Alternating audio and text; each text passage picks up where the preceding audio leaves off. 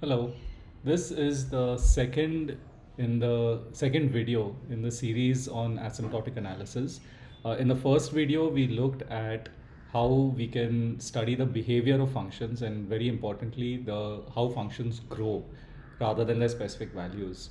And we had a little bit of a framework set up where we talked about how we can divide these functions into specific families.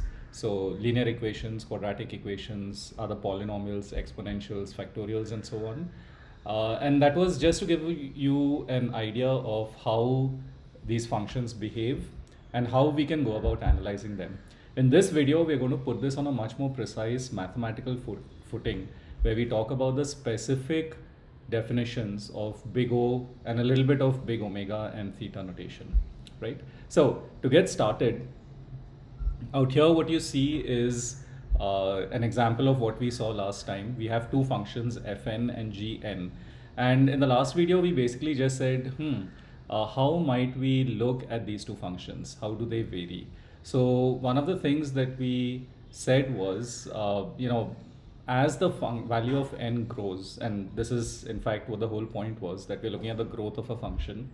As the value of n grows, we can look at this picture and say, yeah, you know what, it looks like gn actually grows faster than fn, or rather than putting it in that way, I can say the value of gn is greater than fn, or equivalently, the value of fn is less than gn.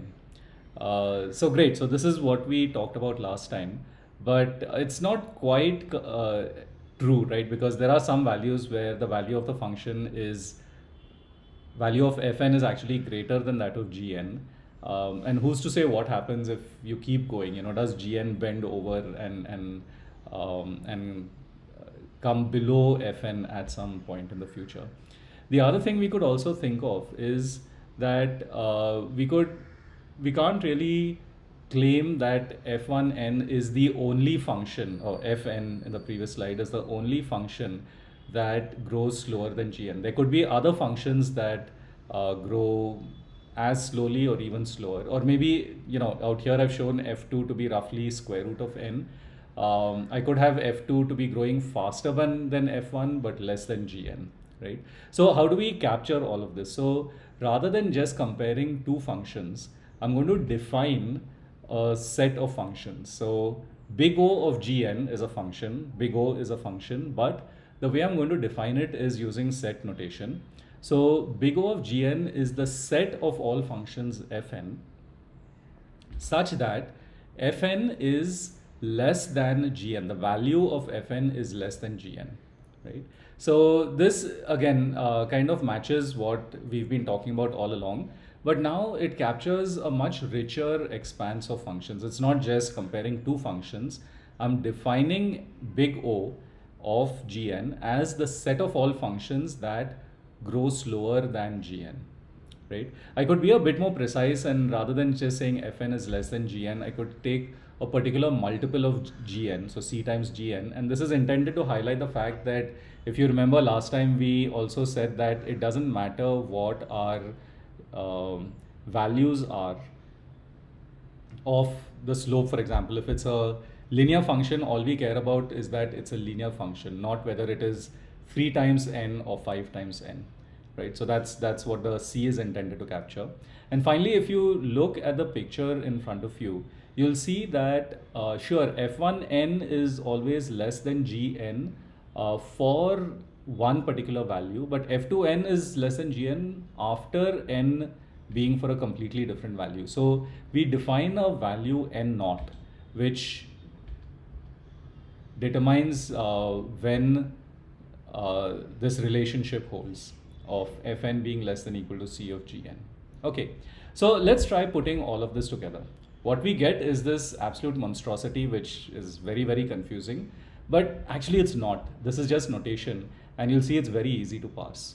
So let's go step by step. So first of all, big O of gn is the set of all functions fn such that there exist constants c and n naught which are positive, and for all values of n greater than n naught, we have Fn is less than or equal to C times Gn. That's it. So if you take a step back and look at it, sure, it looks complicated, but it's not that difficult. All it's saying is the function big O of Gn, the argument is Gn, the function is big O, is a set. It's a set of what? It's a set of functions. And these functions satisfy certain conditions. The main thing you have to remember is Fn is less than or equal to C of Gn. And then the rest of it is to make sure we've captured all the corner cases. So n has to be greater than n naught. C is a positive constant that cannot be 0, for example, and so on. Okay, so this is great. So, in very short order, we've managed to define what the big O notation actually means. Let's take a very simple example to make sure that we've understood this. What is big O of n squared? It's all the functions that grow slower than n squared. So for example, I could have n log n, square root of n raised to 0.8 or n raised to 1.8. They all belong to this set, right? Now, when you've encountered big O notation, this is probably not what you saw, and this can lead to a bit of confusion, but not really. So what happens is, just for our convenience, we are going to abuse this notation a little bit. So rather than saying that f of n belongs to the set big O of Gn, we just say f of n is equal to big O of Gn. For example, square root of n is big O of n squared. N log n is big O of n squared, right? What we intend by saying square root of n is big O of n squared is that we want to say that square root of n is a member of that set, big O of n squared. How we interpret it is that we say n squared is an upper bound on square root of n, right? And of course, in both of these cases, whether we are using the quote unquote correct notation or our interpretation where we've abused the notation, this is under the condition that we have n and n naught positive constants and n naught and c positive constants and n always greater than n naught. All right. Okay, I could also go ahead and say, suppose I take a particular function gn and I have a bunch of functions that grow faster than gn. How might I define that? So that is defined in terms of what is called the big omega notation. Again, big omega is a set of all functions such that there exist positive constants c and n naught, where c times gn is less than or equal to fn for all n greater than n naught. So it's exactly the same as big O, except now we are saying that our f of n grows faster than the g of n. And in normal, the way we use it is to say that omega gives us a lower bound, big O gives us an upper bound on the growth of a function. We can combine these two. If we come across a situation where f of n is bounded above and below by the same function, then I can say that theta of gn is basically there exist constants c1 and c2 such that fn is bounded both above and below by g of n, right? And that's it. That's basically what we need to discuss when it comes to the specific notation. So pretty short video. I haven't gone through a lot of the details. I haven't gone through the relationship between big O and big omega, but that's fairly straightforward, as you can imagine. I haven't talked about little o and little omega, but I think that's a detail that if you understand this, that's easy to pick up. There's just a very slight difference, but in the definition, but the meaning can get affected pretty heavily. Okay, so the final thing I want to say out here is that we haven't discussed specifically the place where we apply this, and that has to do with the running time of algorithms. What that was intentional, because what I wanted to show you is big O, big omega, theta.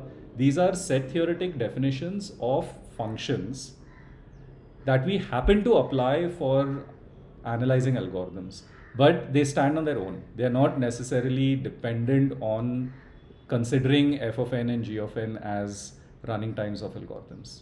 Okay. Great. If you have any questions, shoot them my way.